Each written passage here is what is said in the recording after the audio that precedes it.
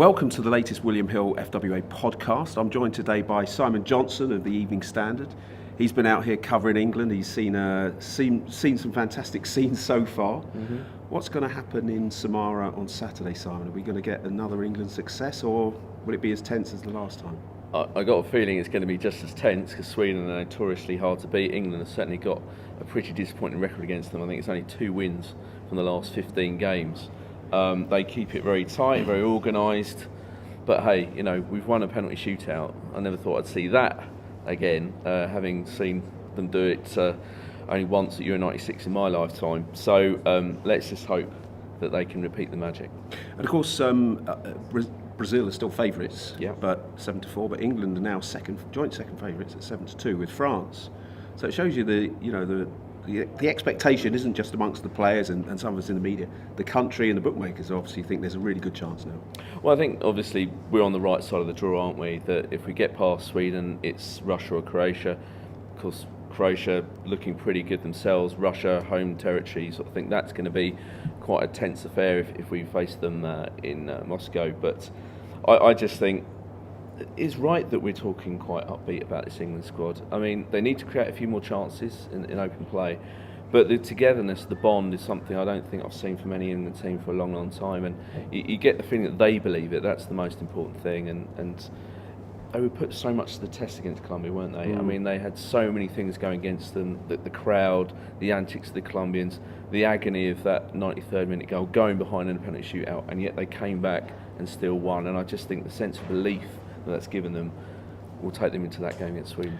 And of course, Sweden are a completely different sort of test, aren't they? They're very organised, very resolute. They don't give much away. They don't score many goals. No. I think Harry Kane scored as many as they have between them, 6 goals. But they're going to be hard to break down. What's the key for England there?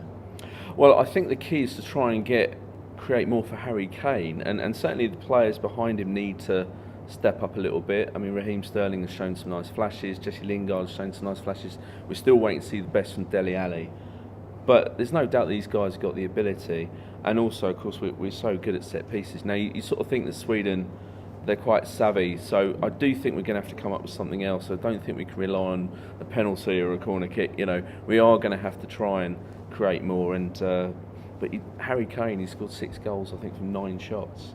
So you just think, give him the service, the kind of form and confidence he must be feeling just from very limited service he's got so far, that he can get a few more and continue this race for the Golden Boot. And looking at the other games, I mean, Brazil-Belgium is a fantastic game in prospect, isn't it? Which way would you see that one going? I'd have to go Brazil because I backed them to win the tournament, although that's pre-tournament, I hasten to add. But Belgium, a bit like England, you know, the sort of the huge boost it must have given them to come back from 2-0 down against Japan. That must give them huge, because there's huge doubts about this Belgium squad. You know, the golden generation, can they deliver? They were really up against Japan. They were staring at a really embarrassing defeat in the face, and they responded brilliantly, playing really good football.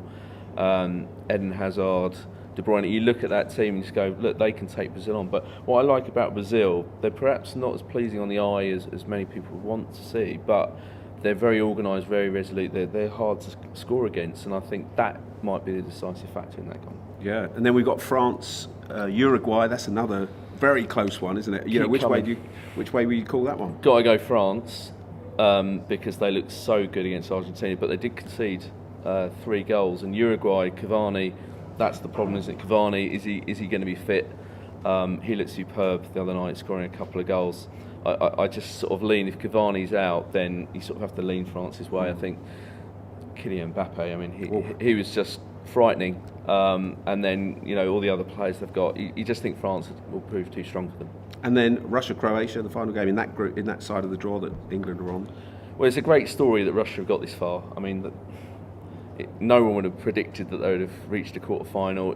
I think it's great for the tournament whenever a home nation gets to the latter stage. I think it needs it just to continue that buzz. But I think this will be a step too far for them.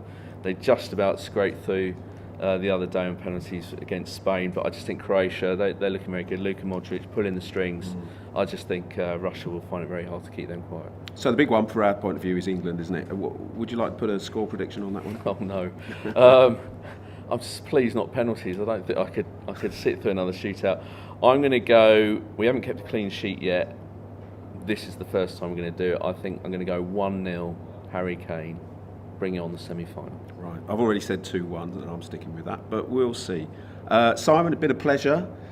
Keep looking out for the William Hill FWA podcast. Hopefully we'll be back after a victorious England Saturday.